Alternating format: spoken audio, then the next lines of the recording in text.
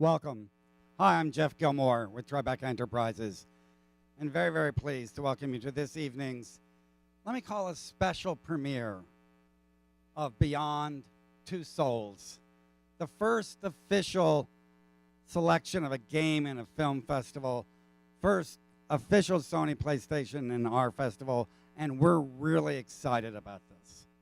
This is a real event for us. We've been talking all week long about innovation in the new world of storytelling, about things ranging from our program of Storyscapes, which is dealing with transmedia and a whole range of interactive versus immersive kind of storytelling, what Paul Verhoeven did with Tricked, which was whole nother venture in crowdsourced narrative, and then what we have tonight, which is really, really something very, very special. I think that the world of film, which has always been this completely immersive world, is still immersive and in some ways deepening with the idea of 3D in different ways. The world of gaming, which has always been an interactive world, has always been at contradictions, at odds. It's collision between these two. And perhaps tonight we'll see one of the great examples of what someone who's truly exceptional, an artist, a game maker, and I dare say a storyteller, with David Cage.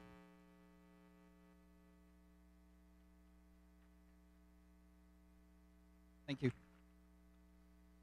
It's a great honor for me to be here with you tonight at the Tribeca Film Festival to present you for the very first time 35 minutes of the game we currently work on called Beyond.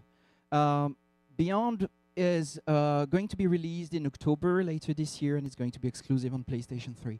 It's a different type of games. It's a game where you don't shoot, when you don't jump, where you don't drive cars. It's a game about storytelling. It's a game about emotion. It's a game about characters. The whole idea behind the game is to put you in the shoes of the main protagonist and let you make decisions, let you make choices that will have consequences on the plot. So you decide what you want to do, where you want to go, what you want to say, and the story changes accordingly. So this is really the challenge we gave ourselves, starting with Heavy Rain, my previous game, and now with Beyond. So what is Beyond about? Beyond is the story of this young girl called Jodie Holmes, and since the day she was born, Jodie Holmes has a link with an invisible entity. She doesn't know exactly what it is, but she calls it Aiden. She doesn't know why. And this thing is always around her somewhere. There is like a cord, there is a link, a physical link between them. This thing is always there. She's the only one who can see it, who can hear it. And she will have to learn how to live with this thing. And this thing can be very nice, and it can be very protective, but it can also be very aggressive, very violent, very possessive, very jealous. So Beyond is the story of Jodie Holmes with this entity through 15 years of her life. And we will see Jodie Holmes when she's a little girl, when she's a teenager, when she is an adult. And we will see how she learns how to live with this thing, how she grows, how she changes through the years, how she learns to accept herself as being different. But Beyond is also about death. It's also about what's on the other side. And as Aiden lives between two worlds, she will discover more and more about the afterlife and the other side. So everything you're going to see tonight is generated by a computer. So all these images, they don't exist. The only thing that existed were actors. So we scanned the face and the body of real actors. We recorded their movements, their body moves, their facial animations, their voice, and we used that in the context of the story to create something that doesn't exist, to create emotion, to create this story, to create immersion in a world. So it's similar and different to something like Avatar. Avatar is also generated by a computer. But the difference is that Avatar is linear. It is one piece that you watch and you can't change anything to what happens. It looks fantastic, but it's linear and you're passive watching it. Here and Beyond, the visuals may not look as good as Avatar, to be honest with you, but it's truly interactive. You can decide what you want to do. You make your own story, and you become the actor, but also the writer and the director of the experience. And this is an experience that only interactivity can offer. So tonight is going to be really some kind of experiment, and thank you for being here and being a part of this experiment, because what you're going to see was not intended to be projected to an audience in a theater. It was supposed to be played. So what you will see is really the walkthrough of a player, and all the choices that you will see. All this is just one version of the scene. It's just one possibility amongst many, many other ways of playing this scene. But you will see that as we let the player play and make his choices, he tells his own story and he creates his own emotions. So the scene you're going to see is called Homeless. In a nutshell, Jody is chased by all police forces in the country for different reasons that I'm not going to explain. But she is alone. She doesn't have parents, she doesn't have friends, she doesn't have family, she has no place to go to, she has no money, and she lives in the street for weeks. So you will see what happens to her. Before I let you watch this piece, I would like to thank the Tribeca Film Festival for this fantastic opportunity. So thank you so much for having us tonight. I work on creating bridges between cinema and games for 16 years, and our presence here tonight shows that it's possible. So thank you very much, and you'll tell us what you think. Have a good evening. I'm very, very grateful to Sony PlayStation and Quantic Dream for allowing us to do this. This really is a special world premiere. The panel afterwards will be led by someone who I've grown enormously to respect in the world of gaming. Harold Goldberg is an award-winning journalist, writer, critic, who's going to run our panel, and thank God we finally have someone on stage who knows of what he talks about instead of having me do it. And we're very happy to have with us, as you'll see, Ellen Page and others have participated with this. So thank you all for coming. We'll see you shortly. Bye-bye.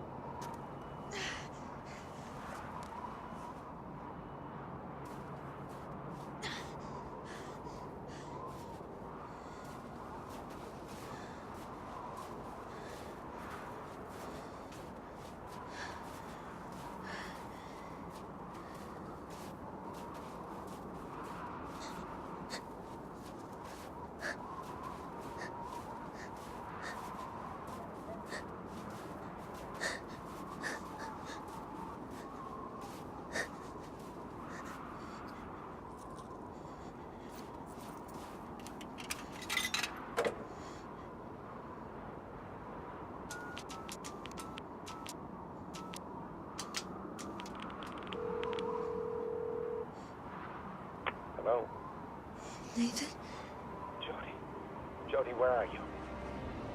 They're back. They're all around me. Good God, Jody, what's happening? I'm tired. I'm so tired. I don't think I'm gonna make it. Tell me where you are. I'll come right now, Jody. Jody!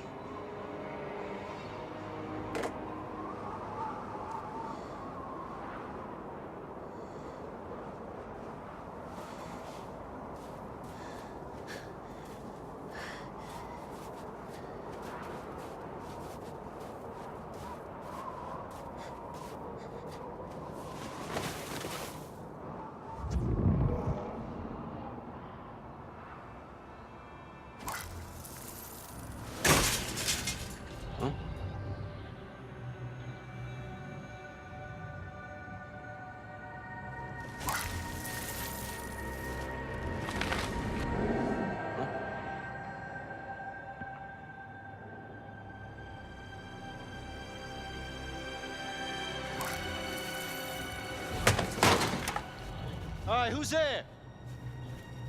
I'm losing my mind.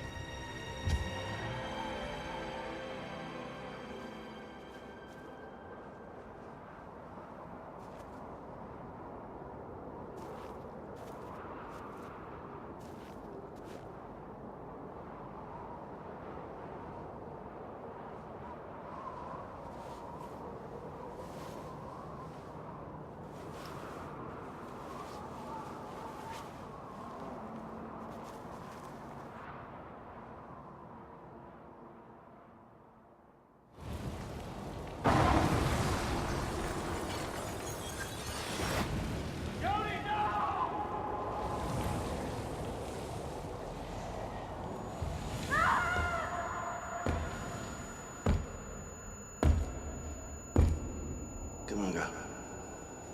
Drink.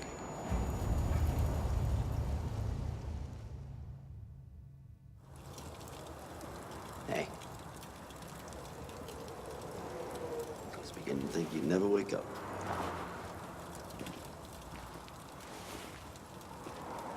Where am I? You're in my place, kid.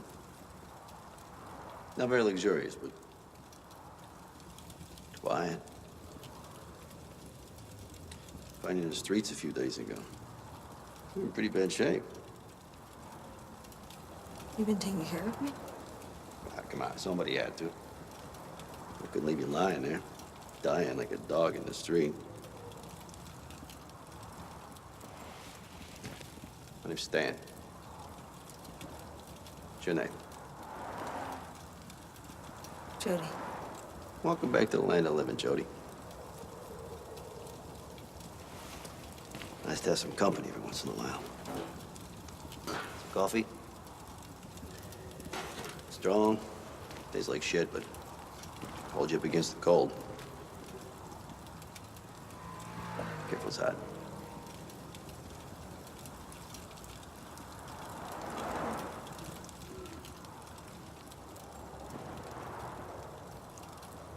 How long you been on the streets, kid? A few weeks? Something like that. About 3 years for me. I don't know how many times I thought I was gonna snuff it. Just go completely nuts. But I guess you can get used to anything. Even live with nothing. You want to run? Parents? Crazy boyfriend, something like that? I guess I'm running away from me. Ain't we all, kid? Ain't we all? Ain't a problem. You never can run far enough to forget exactly who you are. You got someplace to go? Family? Friends? Somebody missing you? No.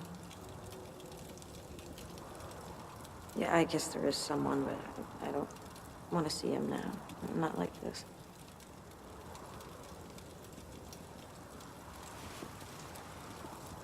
You can stay here if you like. I ain't got much to share, but whatever I got's yours. Thanks.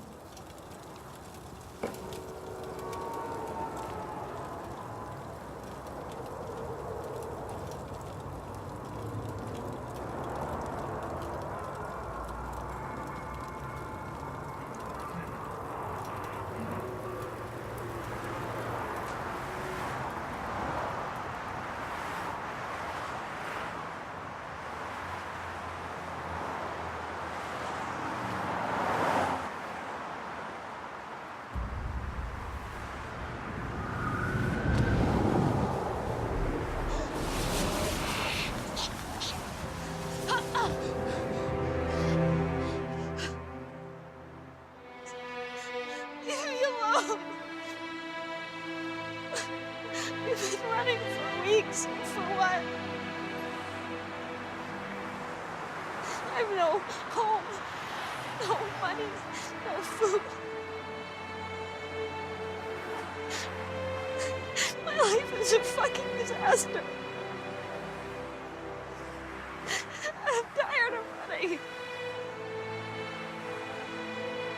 I give up. Do you hear me? I give up.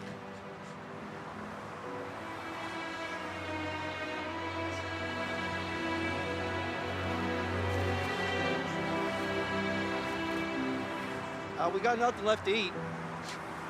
Gotta do something about it. You wanna see how things work around here?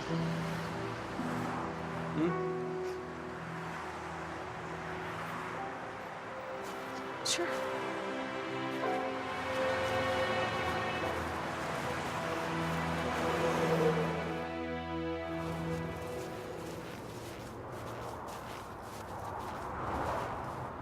We need to make about $5, and that's for something hot. I would try here. Hopefully the cold will make people feel more generous.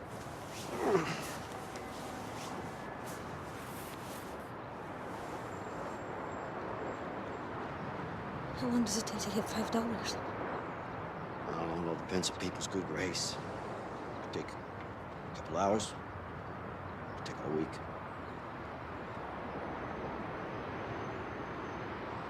You understand? I don't think it makes sense both of us being in the same place. I'm gonna go try it over there.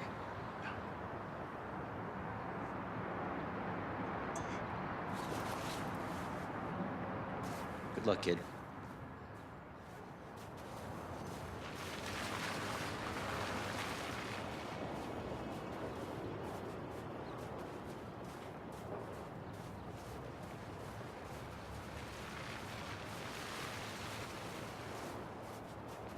Hey, baby.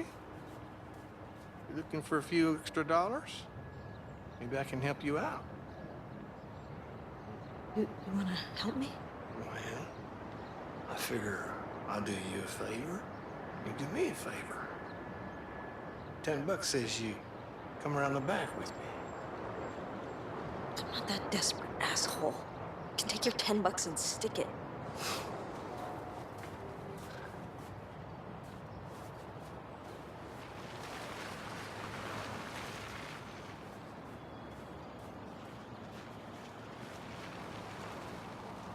Is that your guitar? Yep. Just about froze my fingers off trying to play it before.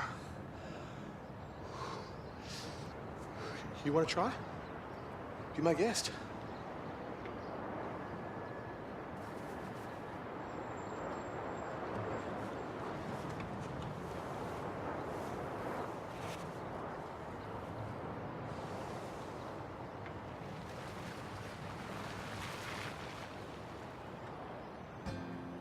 Sorry eyes, they cut through the bone, make it hard to leave you alone. They leave you here, wearing your wounds, waving your gun. Somebody new, oh, baby, you're lost. Baby, you're lost. Baby, you're a lost cause. I'm tired of fighting, yeah. I'm tired of fighting. Fighting for a lost cause.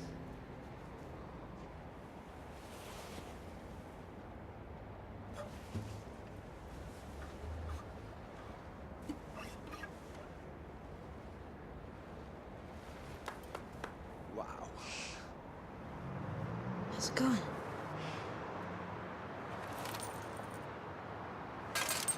Not great. You?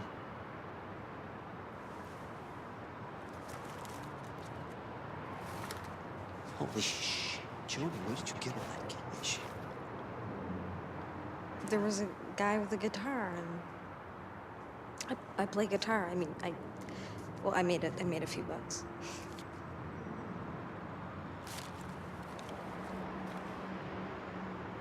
Oh, wow, that's something. That's really something. Stay right here. I'm gonna go get us some food.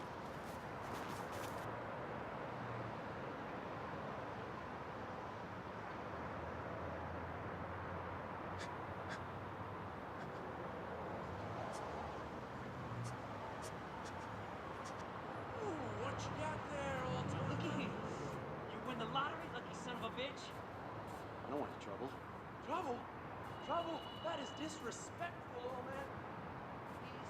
We look like trouble. Feeling this head? Yeah, I'm on it, man. Fuck. The asshole kind of just folded right up. Back off and you won't get hurt. Looky here. Looks like Bum's got a girlfriend. Oh, man. Let's demonstrate how we deal with skanky, low-life bitches.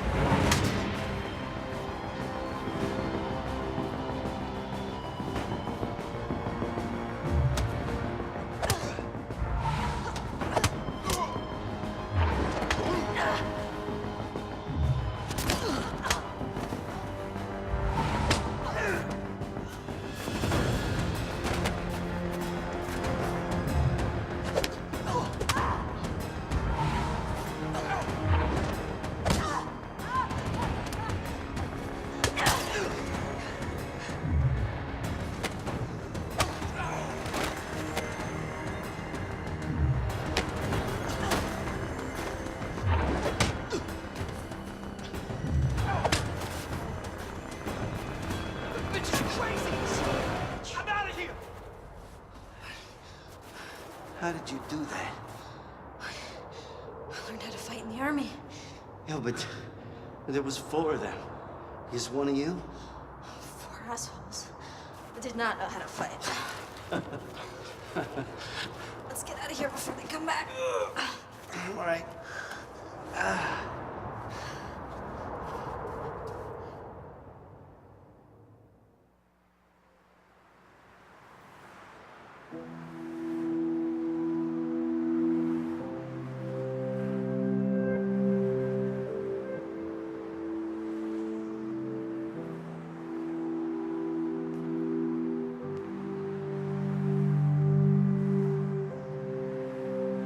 All right, guys. Come and get it.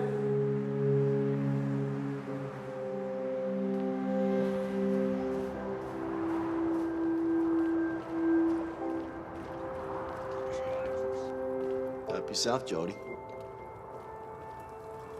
Hope you like tuna, 'cause that's all there is.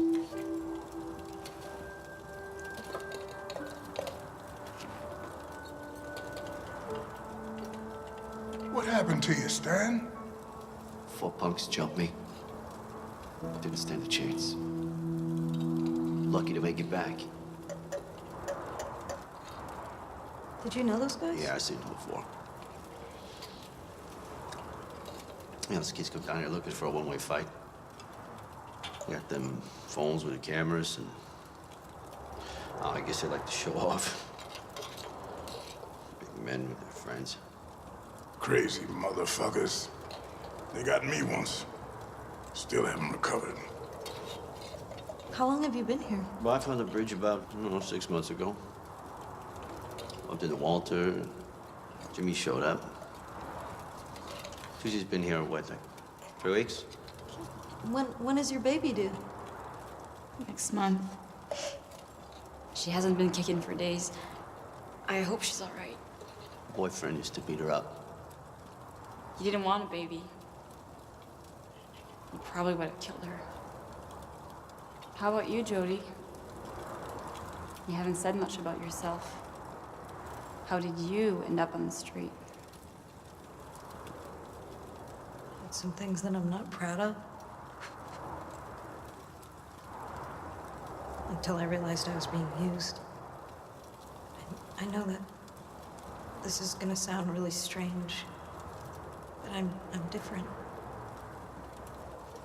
You said you were different, Jody. In what way? I was born with a gift. Or what they called a gift. It's really a curse. It's ruined my life.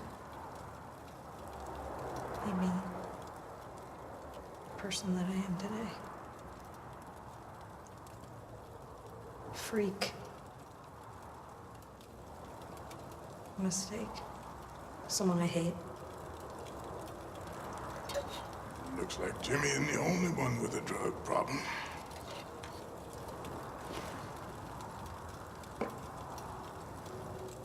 Tuesday, do you want to know how your baby is?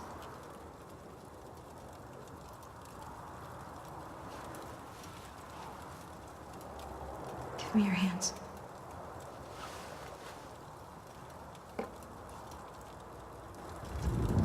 Baby. Can you see the baby?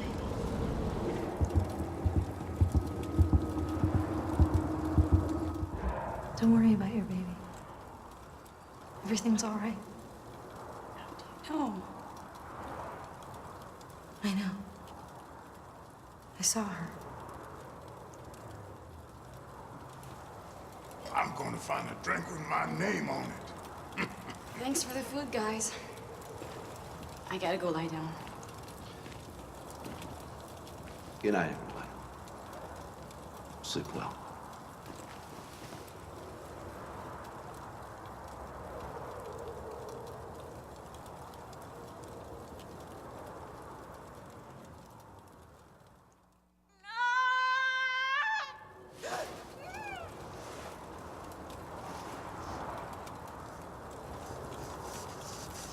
Tuesday? Is it? She's got contractions. We need an ambulance. We need a whole goddamn hospital. No hospital. Ah! Don't take my baby. No one's gonna take my baby. Jesus Christ, girl. We ain't got nothing here. Ain't got as much as a blanket, hot water. We got nothing. Oh, I don't want my baby to die. Hold on, calm down. Find a way. All right, Jimmy. Down the road always, there's this old abandoned building. Figure out a way inside. On my way, go. Walter, you sit down, you stay here with Tuesday, okay? Jody, come on. We gotta go get everything we need. Now, you girl, don't be having no baby till we get back, all right? I'm trying, but you better damn well hurry. What are we gonna do? Do you know a doctor? No. Besides, we don't have any money to pay for it anyway. So what are we gonna do? Listen, I want this baby to have a chance. You have a tiny little chance in this big fucked up world. I want it to be warm and have a diapers and a bottle and decent clothes like any other human being. I won't let it be born in the trash under a bridge. I won't. Okay, so what's your plan? I don't have one. But we'll figure it out. Come on. There's all we need in there. We just gotta get in. God damn it! There must be a way. There must be a fucking way. Leave it to me. Huh? Why? What are you gonna do? Just trust me.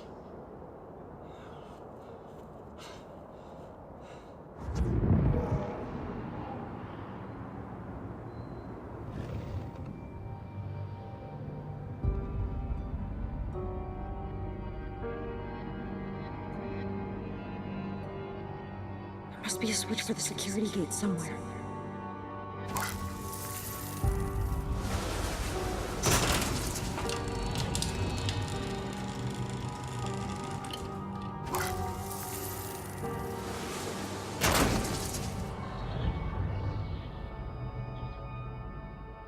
Wait a second. It feels like we missed something.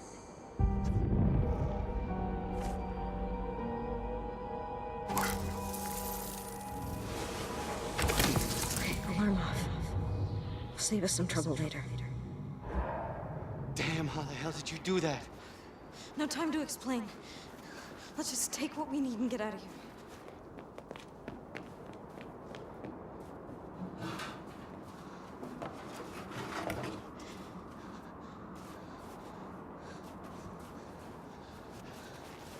took everything I could.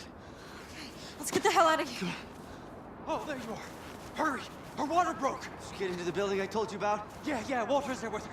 Come on, we need to hurry!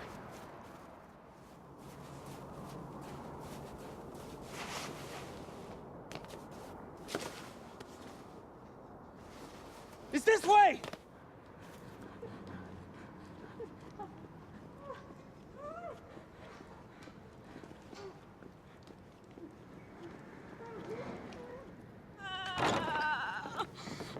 Just in time, guys. Seems like it's gonna be any minute now. Now what? Anybody know what to do? Leave! Except Jody. I just want Jody.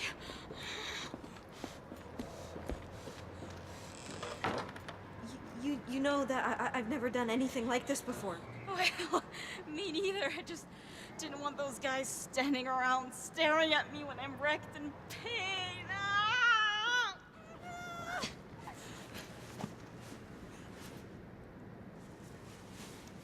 I'll just clean up this old mattress. Okay, heat. Heat, we need heat. Let me just help you get those off.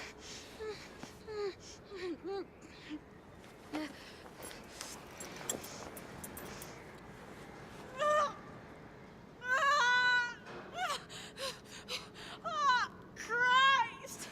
It hurts. I can't do it. I can't do it. Doing fine. Okay, you're doing just fine. Oh, breathe. Okay? Breathe, Tuesday. Just keep breathing in and out. In and out. I'm fucking breathing. Ow! Come on! Push! Push! You're nearly there, okay? I can see it! I can see the head! I can see the head! Just push! Push!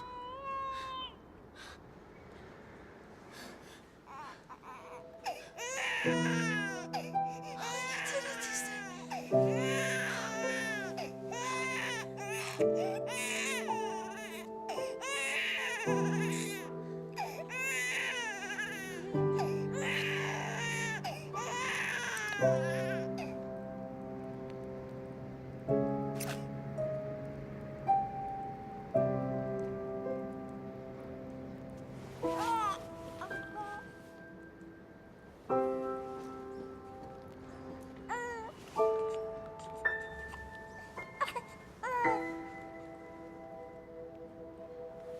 It's not been easy so far, babe.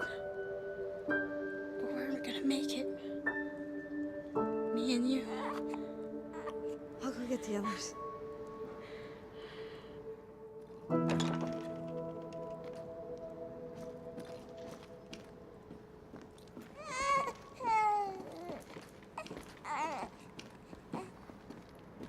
Wow. It's so tiny. It's a girl. Her name's Zoe. Shit, man. She's goddamn amazing. Hey, watch your language, Walter. She understands everything you say. She's more than amazing. She's magnificent. I couldn't have done it without you guys. And Jody.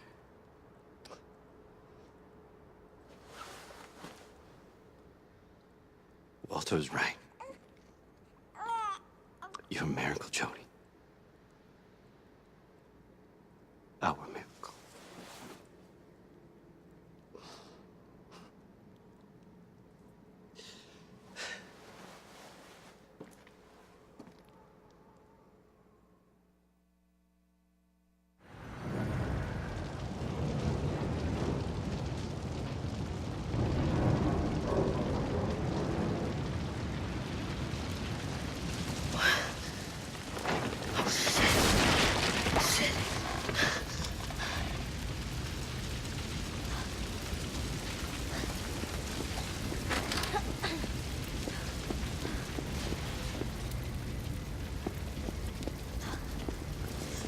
Stan, wake up. What the? Wait, here.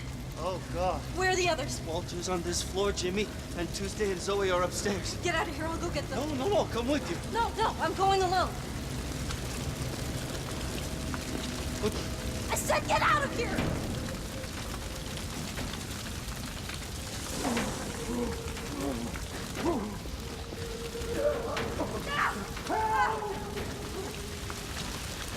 I didn't blast the door!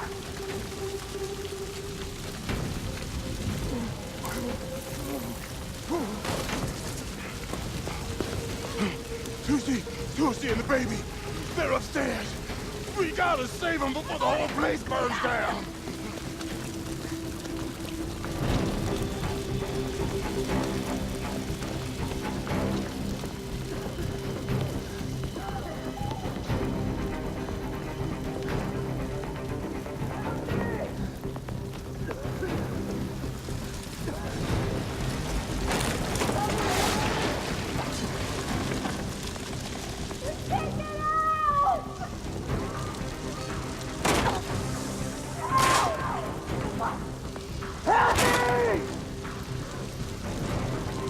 Someone help me! Come on, Jimmy! Jump! Jump! No, I can't make it. You can! I can't make it. You can! Come on, jump! If he doesn't move, we'll need to make him move.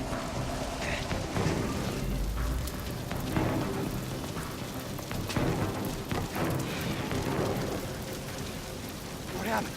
Get out! Now! The baby! You gotta get the baby! Next door!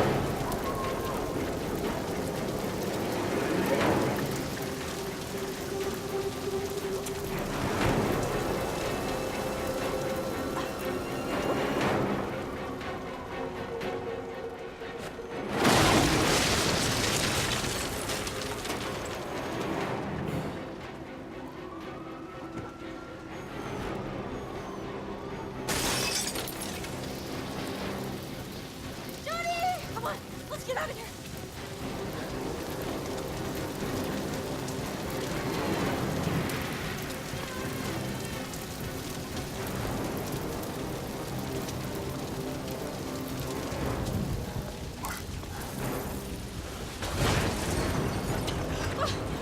We're stuck!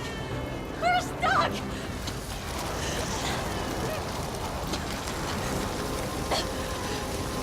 You're gonna have to trust me, okay?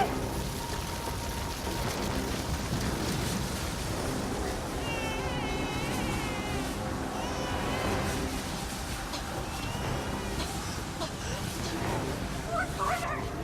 Oh God! Shit! My baby! Shit! My baby! Think, Jody, think!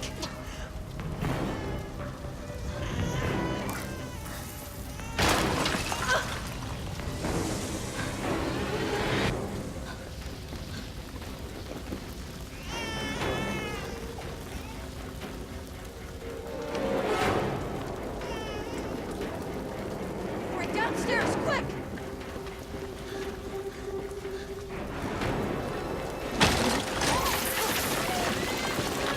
Are you alright? Keep going! Hey, get out of here!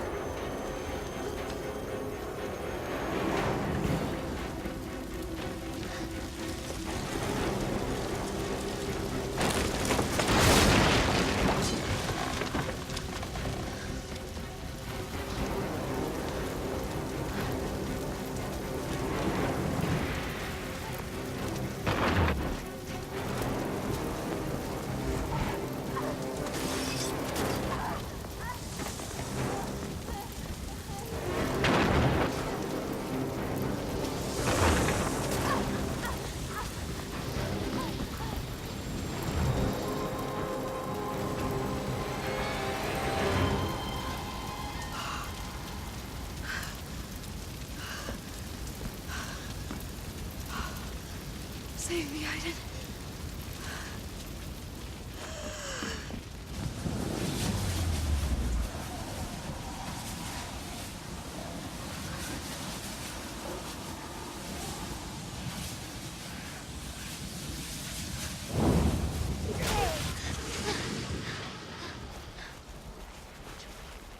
Jody. Oh my God, you're alive. What? I don't know how you did that, but it was incredible. Oh, Zoe. How's Zoe? Good. She's good. How did the damn fire start? Spectacular, huh, guys? A little gas and a lighter, and the roaches pour out of the nest. I can hate happy endings. So I'll be seeing you again, bitch.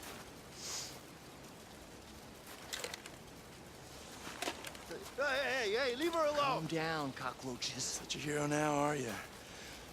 No!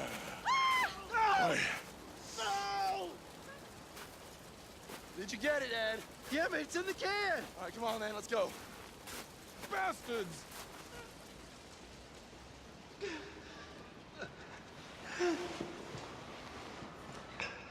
She's not breathing.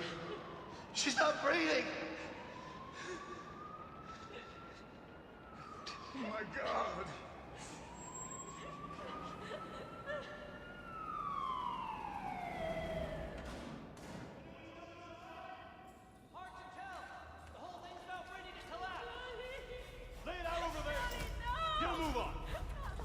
Oxygen!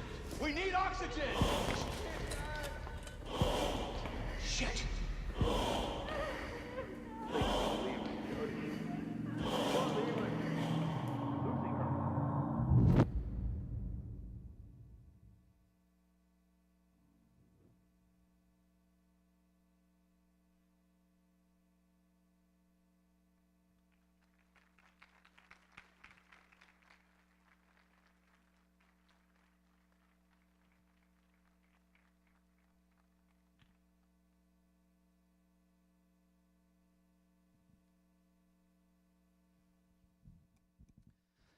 Thank you.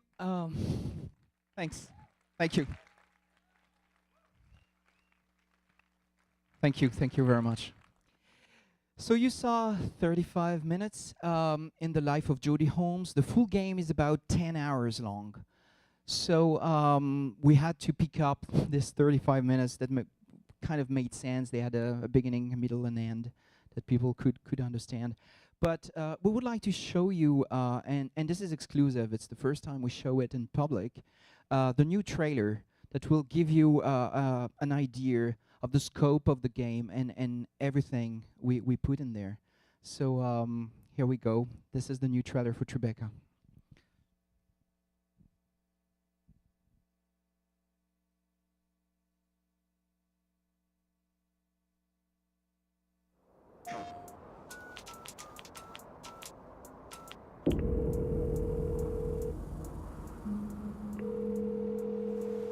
Hello?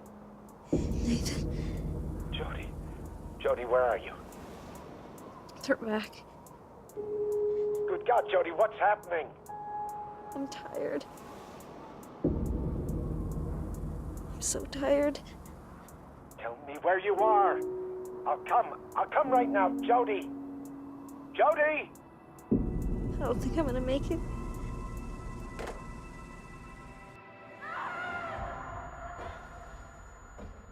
Ever since I was born, I've been linked to an entity. Hey. Judy? You know, sometimes adults imagine things too. What's your name? Jody. Welcome back to the land of living, Jody. His name is Aiden, and he's always with me. What did you do to that boy? Susan, this is gonna stop before we end up crazy or dead. Please don't leave me here. You're a monster! Do you hear me? A monster!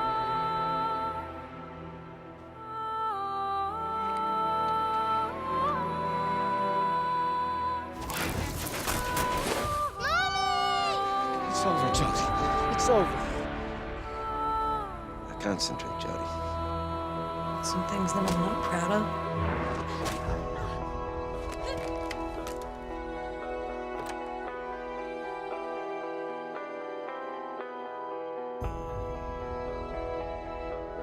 You lied to me.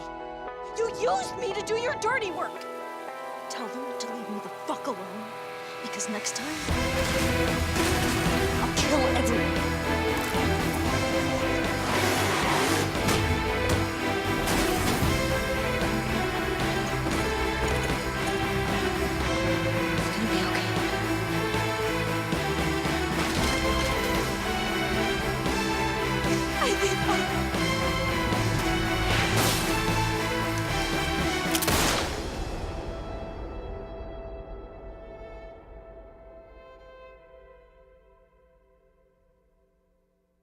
PlayStation.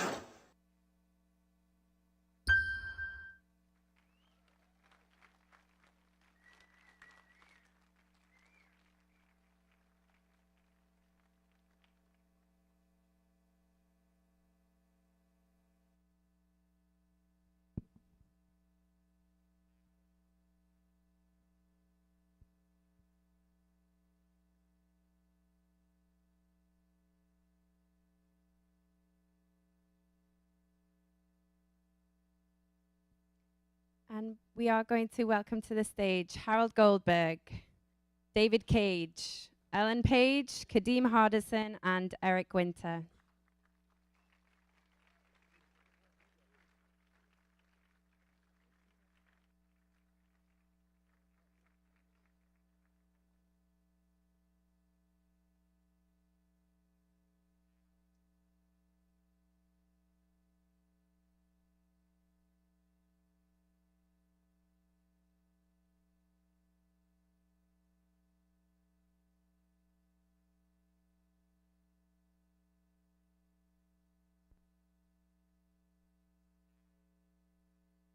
All right. Well, that was pretty awesome. I just want to make sure we do all this at the right amount of time. But I'm Harold Goldberg, and man, I can't wait to get this panel party started. It's going to be fun. So I wrote a couple of years ago a narrative history of video games called All Your Base Are Belong to Us, how 50 years of video games conquered pop culture. And it was a subject of 200 interviews, and I think David is in there as well. And so on the panel, we obviously have some illustrious folks indeed to talk about Beyond Two Souls. And next to me is Ellen Page, who won our hearts as the Take No BS teen in Juno, for which she was nominated for an Academy Award for Best Actress. And we know her from Inception and other fine films, and we'll soon see her with Alexander Skarsgård and Patricia Clarkson in the terrorism drama The East. And then there's David Cage, the story-loving CEO and founder of Quantic Dream. The last game from his studio in Paris was Heavy Rain, dark. An awesome, dark, creepy, frightening game about murder and serial killers. And we first met Kadeem Hardison as Dwayne Wayne in A Different World.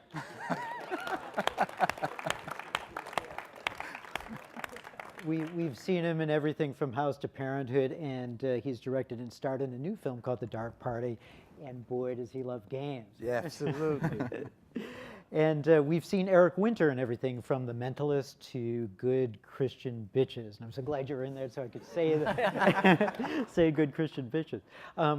We'll see him in Fire with Fire with Bruce Willis and Rosario Dawson very soon.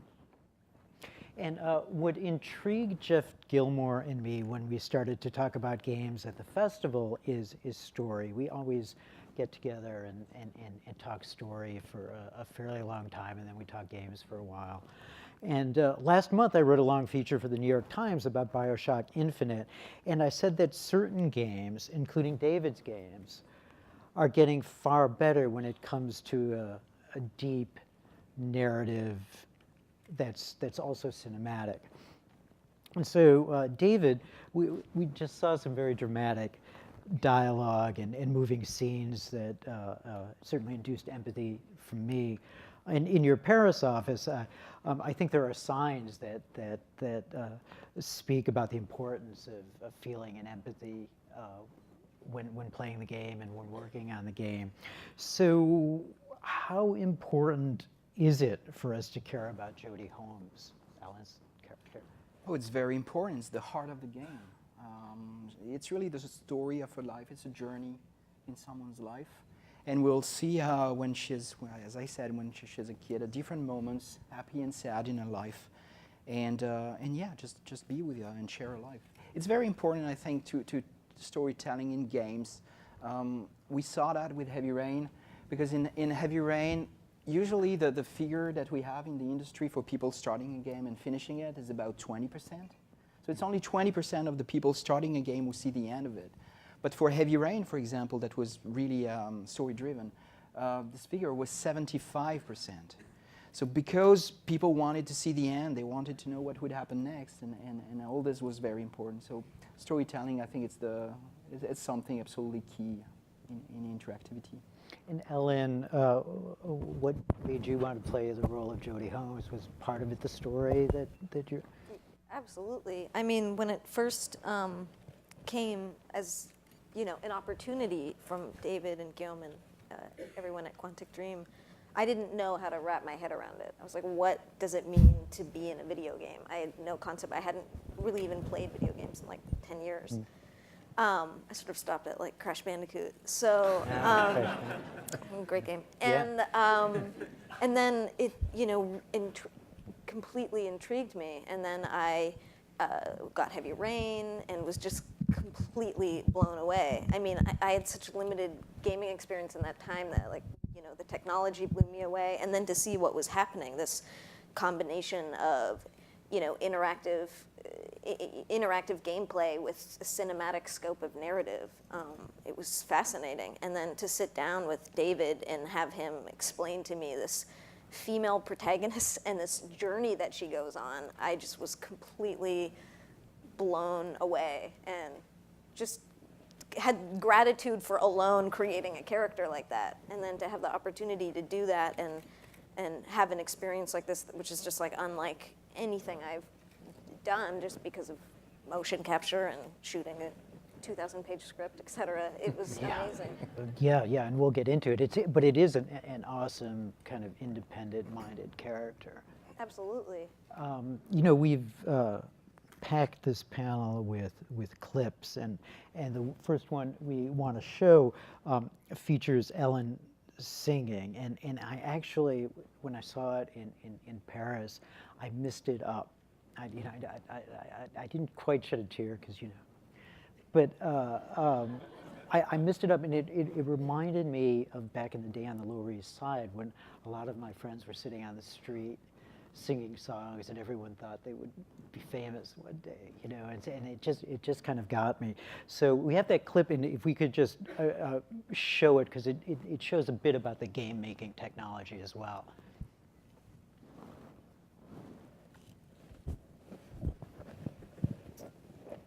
Ellen with her guitar.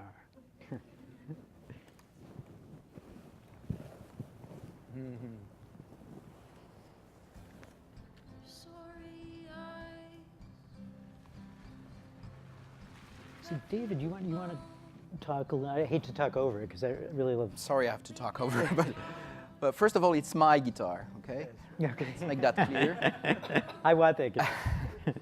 And it's something that was totally incidental, actually, because we were working with Ellen, and I just had my guitar there, and then started singing, and we just asked, hey, wait a minute, I mean, do you think you could do it in motion capture? And Ellen didn't hesitate 1 second. She said, yeah, let's go, let's do it. And it was done pretty much in one take. So that's for the little story. But we see in the background, this is the motion capture set. It's totally empty, as you can see. You see those little markers on the face of Ellen and the fingers and on the body. This is performance capture. We capture the movements of these little shiny balls, and this is how we get the animation. And that song is, whose song is that? Beck. That's a Beck song, that's right, okay. That's my song. I want to give you credit on it. For all y'all. But it's a touching scene, and you make some very needed money for singing. Can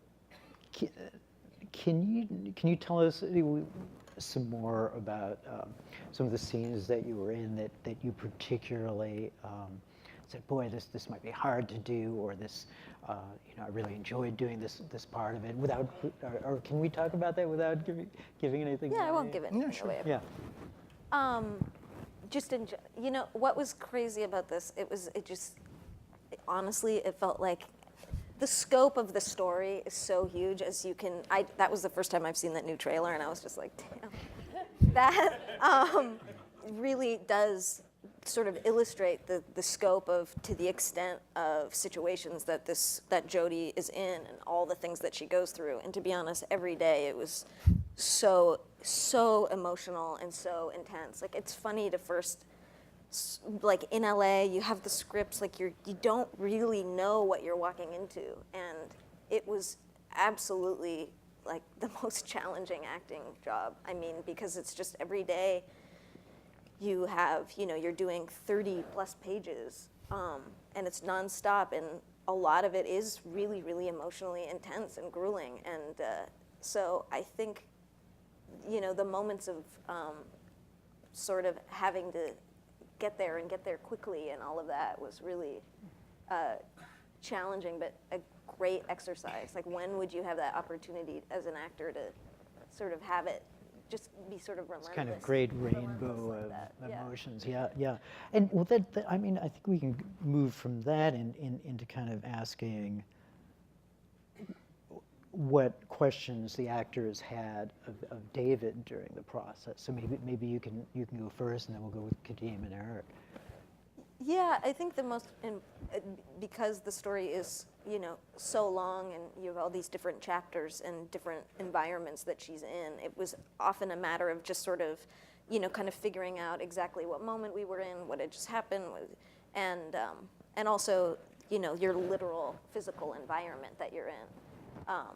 But David was amazing because he was so sort of self-effacing about working with actors and things, and I would, go into shoot stuff and be like, oh my God, I have like 2 seconds to like get into this sort of state or emotional state. I remember one time there's a specific time, and he just so got like, had written this character so beautifully and so deeply understood and connected to her that when we would talk about it, I would just be so moved by him. I mean, he was a fantastic director. And Kadeem? I'm sorry, I get captivated by her. What was Exactly. What were some of the questions you had? I mean, and I know you, as a gamer, played Heavy Rain, but what were some of the questions you had for David as you were coming on set? I didn't have many questions. I was beyond thrilled to be invited to play with her and him and Willem. I just wanted to know how long could I play. I just wanted to do more. I wanted to do another character. I wanted to be Jodie. I wanted to do as much as I could. And I think my first day might have been a little rough. I might have been a little overwhelmed, and they sent me upstairs to work on my lines because I was just so excited. Sure. And we'd have to do this thing every morning when we get there to set the cameras and everything. We'd have to stand still, and we'd have to do certain movements. And every morning, without fail, they said, Kadeem, stop smiling. Because I would just be like, but you'd have to have a neutral face, and then you'd have to do certain movements to kind of set the camera so that they would know this is him straight, and then we can put the rest. So my whole thing was just relax. Yeah, yeah. And Eric? When I first got the material, I never even was able to get an entire script because of confidentiality reasons and reading everything. So when David and I sat down and met, yeah, a lot of it involved him because he has it so well in his brain about each character and how deep each character goes that he was really informative to give us just so much history involving these characters. And then getting there, once I wrapped my head around my own character, yeah, then it was mind-blowing what we walked into. This 20 by 20 square and the props made of cereal boxes and wood, I mean, everything it was like a kid it's in the backyard compact. It trying was to compact. play. Right? Yeah. It takes you back to the purest form of acting. It was really wild. Yeah. And he walked us through the process like a champ and really guided us. And I felt like we all had a lot of fun together and some good chemistry, so it made it that much easier. But David, we kind of want to make clear that while this story is very deep, the game aspect is fairly deep as well. And I wondered if you could talk about some of the things you do in the game. Yeah, I mean, we were not shooting a film, we were shooting a game, and it's very different in essence, especially because you need to break down every single scene, every single moment into different possibilities, different branches, different possible actions. So for example, when you shoot a dialogue in a film, you have the dialogue and you record it and that's it. But here we needed to record the fact that Jodie Holmes could say, yeah, of course I want to do this, and then no way, and then maybe, I don't know. To all the possibilities that the player will have, we needed to record them. And characters, and Ellen in particular, had to be convincing. Whether she was saying yes, no, and maybe, we wanted her to be consistent with the characterization, with the character, with the moment. And that was a massive challenge for her. And every single action was broken down to different, very small pieces, so the player can really play them and play one of them, a part of them, and make his choices. So it's quite technical as a shooting, but we try to make this quite invisible to actors so they don't notice too much all the technique behind it, otherwise they would get lost in it. And we got lost in it, to be honest. Well, you know, we have yet another clip, and you know, I think game enthusiasts know a lot about motion capture technology, but not everyone does. But it's a technology that allows for almost filmic facial quality and subtle expression in games. And to do it, everyone, as we've seen, you know, kind of dresses up in black and has dots all over their faces, makes them look a little like aliens. But, so we can roll the clip and you can see a bit about how the actors work together with this technology.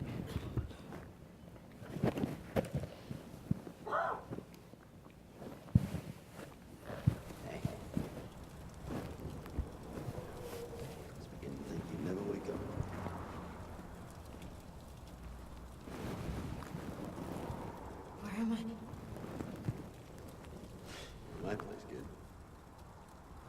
Not very luxurious, but quiet. She's goddamn amazing. Hey, watch your language, Walter.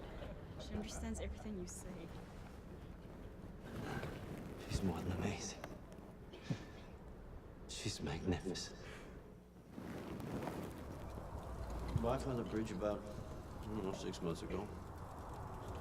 Bumped into Walter. Jimmy showed up. Susie's been here, what, like 3 weeks? Are you okay? I'm cold. I'm so fucking cold. Drugs. How about you, Jodie? You haven't said much about yourself. How did you end up on the street?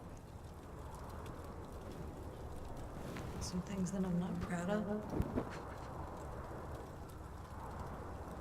Until I realized I was being used. I know that this is gonna sound really strange, but I'm different. So what's cool about that was when you were lying there, there were 3 people around you. It reminded me of like the Wizard of Oz and Dorothy a little bit.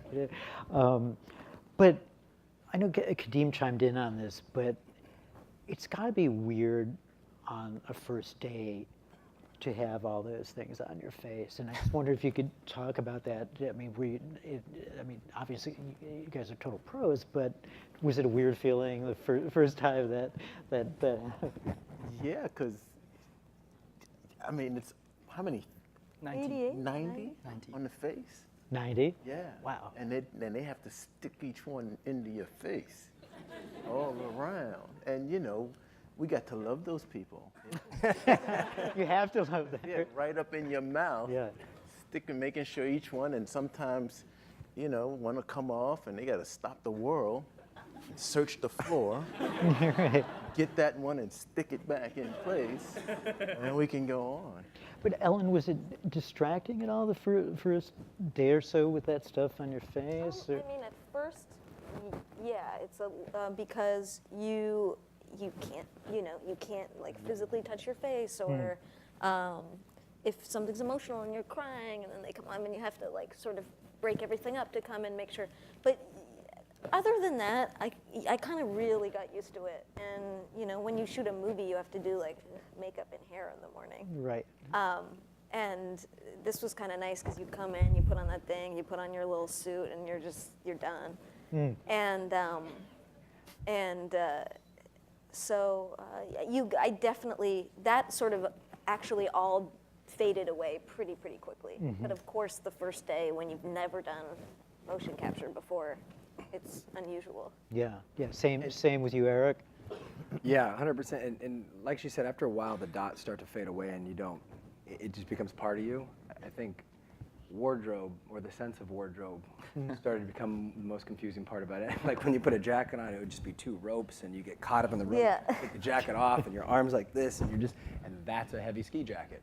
And you have to realize that that's what we're working with. So you have to believe all those things that you're doing so that it, translates into what you saw. But what was really funny was to see that all actors had pretty much the same reaction. On the first day, they were completely lost because the set is empty and they feel they look silly in this motion capture suit and markers all over the place. And they ask, where is the camera? Well, there is no camera. There are camera 360 degrees around you, so you don't need to look at something in particular. Well, what about the lighting? Well, there's no lighting. And what about the marks on the floor? There's no mark on the floor. So on the first day, they're like, what am I doing here, by the way? Right. And on the second day, they all had the same reaction, is, wait a minute, that means I'm free. I mean, no one is asking me to look in this direction, to be careful about the light, or to do this or to do that. I can just act with other actors and just focus on my script and my role. So they realize how free they are compared to a film sometimes. I just need also to explain very quickly where we come from before we reach this moment. The technology of games, what we were used to do in the past was to shoot the voice in a sound booth with facial animation, then go on a motion capture stage, and then record the body animation while we were playing the audio to get body movements on the dialogues. But it was 2 different takes. You had to reimagine the body movements based on the dialogues that you were listening. And of course, the problem of that was that the performance was split in 2. You lost all the body expressions, all the subtleties of all the body language was lost in this process. And this is how we did Heavy Rain. And most of the time, it's 1 actor at a time. So that means that if you have a dialogue between 2 actors, you will shoot one first and then the other one. So they don't look at each other, they don't play together, it's 2 separate takes. Here for Beyond, it was a complete change because first of all, we recorded everything at the same time, facial animation, body animation, audio, and we had up to 6 or 7 actors on set at the same time. And it allowed to have performances like this with actors really performing together. It's got to be far more freeing to do that. We have one more clip, and it shows Ellen at her most down and out in a very dire situation.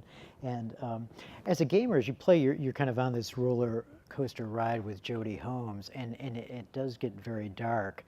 And David Foster Wallace wrote a short story about suicide called Oblivion, and I get some of those same feelings here. So let's watch that clip.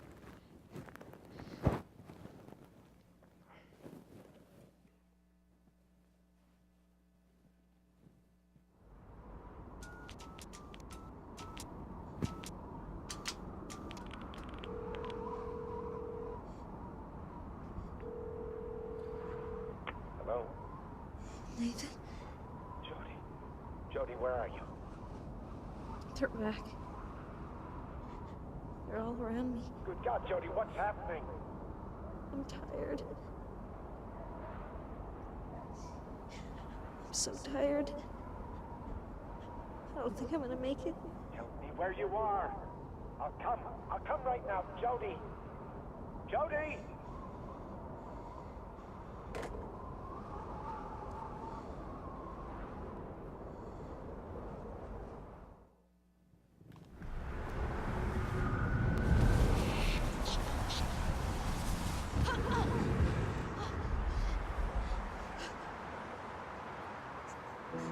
Leave me alone. We've been running for weeks. For what? I have no home, no money, no food. My life is a fucking disaster. I'm tired of running. I give up. Do you hear me? I give up.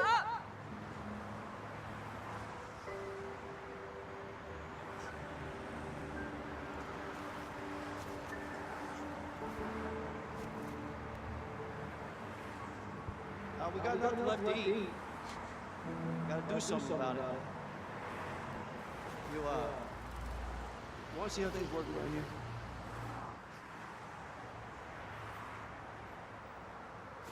Sure.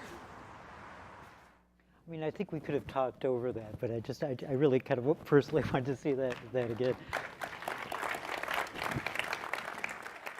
So, I mean, this is your kind of normal journalist to actor question, but was that a very difficult scene for you? For what we just saw? Oh, to shoot? Yeah. I mean, it's sad. Mm. Yeah. Yeah. Yeah. Right. I mean, it's sad to, yeah, I mean, it's amazing how, it's funny even just watching it, or when we watched the trailer, I felt so, because I think, you know, that's, what you've seen is just like such a small part of such an, you know, really extensive, intense journey that this girl goes through. So shooting it was extremely emotional, and I felt really like, you know, it might sound cheesy, but connected to her and the things she was going through, and especially in the moment where she's that desperate, and so that. Yeah. And David, you said you told me that there was a moment during the making of this where you felt like a director for the first time. Can you tell me about that? Yeah, it's a moment where it was the end of a very long day with Ellen, and she had a scene where that was really emotional, and she gave a great performance, but I wanted more, and so I asked the crew to leave the set, and we stayed together and we talked for 20 minutes or 30 minutes together, just sitting on the floor and talking about the character and talking about different things.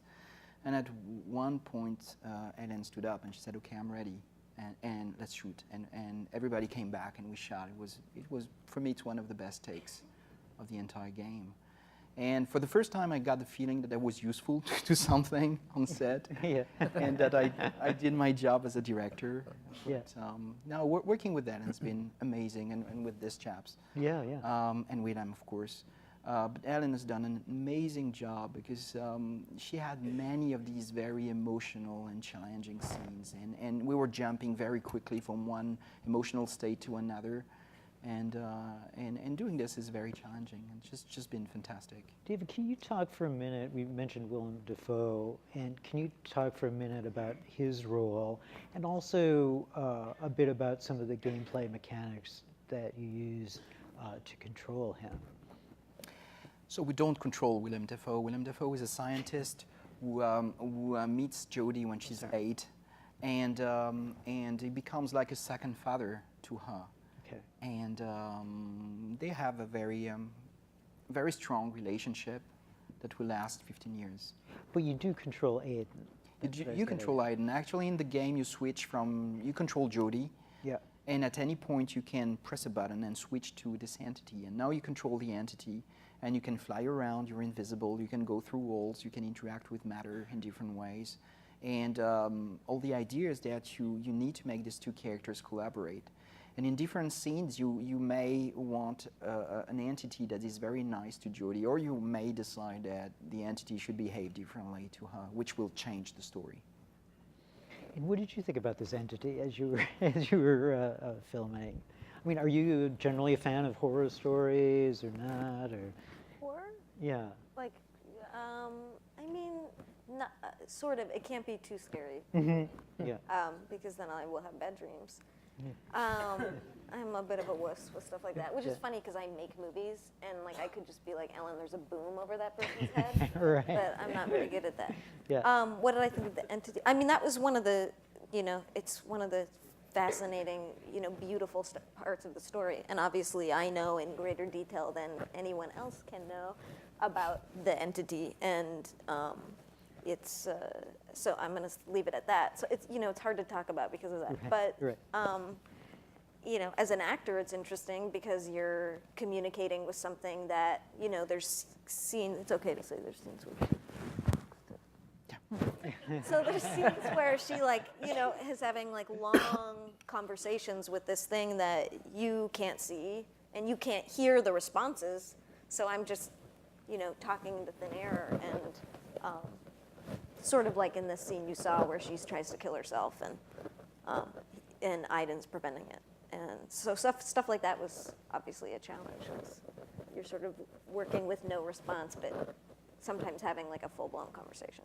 And it's interesting because when I played it, the interesting things you do to try to control Aiden, the entity, is that you have to move these dots together to use his force to push your enemy away or move through a wall or something like that. And I think it's key for people to know that there are some cool gameplay mechanics involved. Oh yeah, sometimes when we talk about storytelling in games, people think that, it's going to be a long movie and I'm going to press one button every 20 minutes and that's going to be very boring. And actually it's not the case. The game is fully interactive. So everything you saw here, and most people who saw it, it's very difficult to understand when you play and when you watch, but actually you play all the time. Everything is pretty much interactive, so that was absolutely essential to us. I would like also to mention the fact that although there is an entity, it's not a horror game or paranormal, it's not really the theme behind the game, it's really about people. And yes, there is this paranormal element, but it's not about that. It's not I guess I'm a wuss because I was scared when I was playing there. So we're going to soon open this up to questions from the audience, but first, kind of a serious question, David.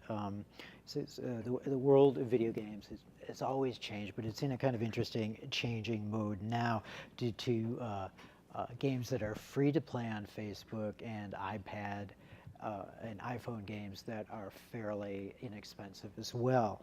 And knowing that, can you explain why Beyond Two Souls is worth the price of admission as a console game?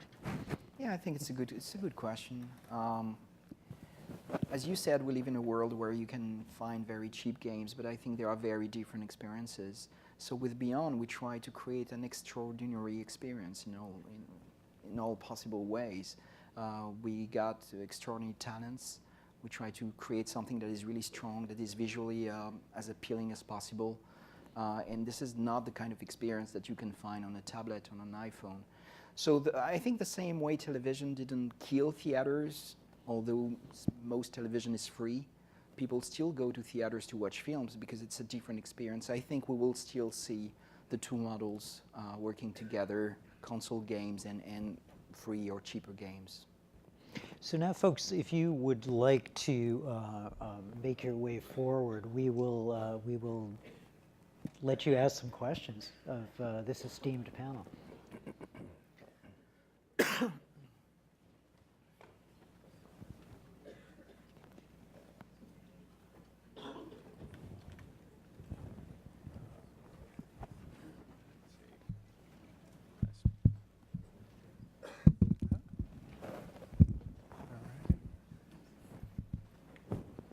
People are lining up en masse. So are the mics on? Should we start on our right here? Give it a shot. Is it on? Hello? It's not on yet. Check. Hello? Hello? Let's try the left. Is that on? No, here we go. Okay, yeah, okay. My question's for Mr. Cage. I'm a video game and film composer. Yes. And I'm just curious on your take on the role of music in games and how that has evolved and how that will continue to evolve, and specifically in your games as well. We're used to say that sound is 50% of the image. I mean, if you have a good sound, it can make an image even more interesting or appealing or just beautiful. So it's something very, very important. We start working very early on. The more it goes, the more we work with film composers. We worked in the past with a composer called Normand Corbel, who was a Canadian composer. He worked on the music of Heavy Rain. He was an amazing composer. Unfortunately, he died a couple of months ago. He was supposed to work on Beyond, but it was not possible. But yeah, we work with these composers. They are incredibly talented, and they bring an emotional dimension to the experience that is absolutely essential to me. Thank you. Can't wait to play it. Thank you. We go on this side now. All right, to Mr. Cage. Yeah, I was just going to ask, I mean, looking at all this footage, as Ellen would say, we've clearly gone beyond Crash Bandicoot in terms of experiences. But one of the things I wonder is, does a game like this almost transcend the concept of playing? Like, what would you define playing as in this context? Well, for me, interacting is about making choices and seeing their consequences. So I'm all against the tendency in our industry to define interacting by shooting. If you don't shoot at someone, if you don't destroy something, then it's not a game and you don't interact. I totally disagree with that. I mean, I thought that in some scenes in Heavy Rain where you were just turning on or off the light in the house where your kid was, it was interacting and it had consequences and it was a part of the experience. So I don't know if we transcend the concept of interactivity, but definitely we want to give it a different meaning. You don't need a gun to interact. That's my belief. Let's do one more on the left. Good evening. My question is for the actors. I'd like to know how your preparation for the roles in Beyond were different than from other acting jobs you've had. I would say the most challenging thing is just the amount of memorization you have to do because of the amount of, and typically I don't have that much of an issue with it, but on this, on a film, like on the movie I'm shooting right now, it's like a big movie, so you shoot like a page or less a day, and then on maybe like a movie like The East, you shoot more like 4 or 5 pages a day. On this, we would do 30 to 40 pages a day. But also, the scenes that you're doing aren't a fully cohesive narrative because there's so many different options and responses, and so no matter what the emotional intensity of what you're doing is, in the scene, you're not shooting those things separately, so it's like you say something, beat, the other thing, be the other thing, and sort of that pivoting, first of all, remembering everything, and then pivoting with all of that kind of emotion and direction is really challenging, but such an amazing opportunity as an actor to have that exercise, because when would you ever get the opportunity for something like that? But the fact that it's just like, and non-stop on a set, you wait for the camera to turn around, you change locations, all of these things. And this, you're in that space and you just go. Yeah, she had the hardest job by far. My preparation was, I know my scene, I come, and it was almost just like a film. But I could feel for her because she had to flip it. She had to say yes one time and then no next time and then maybe the next time and then next scene. Yes one time and then no it. And I was like, wow, baby. You got it bad. But for us, since we weren't the playable characters, it was, we were supportive. We were the more support team. So I came to work. I did my part. I made sure I was there for her emotionally every time, and him and Willem, and then that was it, and I got to go home. Thank you. And Eric, too. Speak for Eric. Can we go over here? I thought that last clip was great. I thought that was a great scene. My question is just as a storyteller, though, if I remember correctly, in the clip, when we were watching it during the movie, there was an option whether you jumped or not. is there a concern as a storyteller that you would be missing these like mini climaxes if somebody was a wuss and decided not to jump? Yeah, that's always the difficult decision you have to make as a writer. You write these little moments, you make them interactive, which means that the player can see them or miss them. And you want to make sure that no matter what path the player chooses, it got a consistent experience, an emotional experience that says what you want the scene to say. And yeah, sometimes it's a pity to say, oh, you know what, some players will miss this part.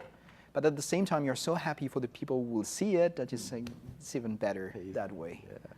It's a privilege. It's the people who made the right choices will get the best parts. And play it over. One more. We only have time, unfortunately, for one more question, so we'll go here. My question is for Ellen. There were two things that struck me about your performance.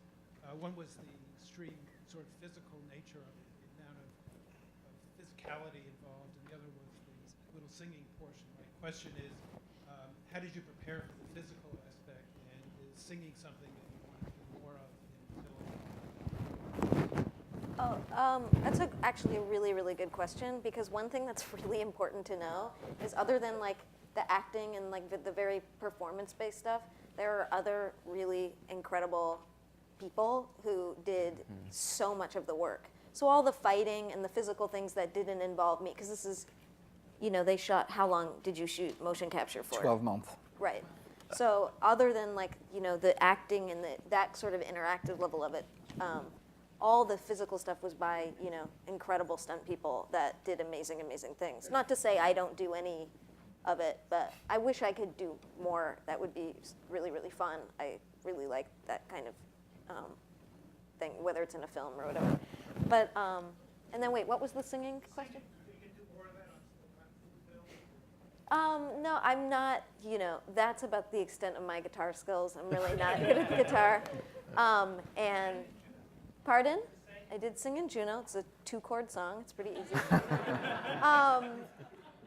So, I mean, I wish I was a talented musician, but I just do it kind of for myself. Well, thanks to everyone. Thanks to the panel. I really appreciate it.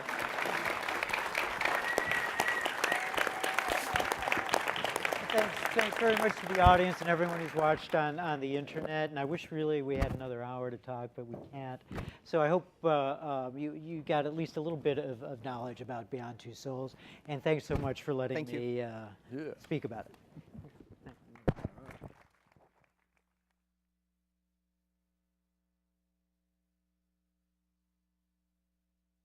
PlayStation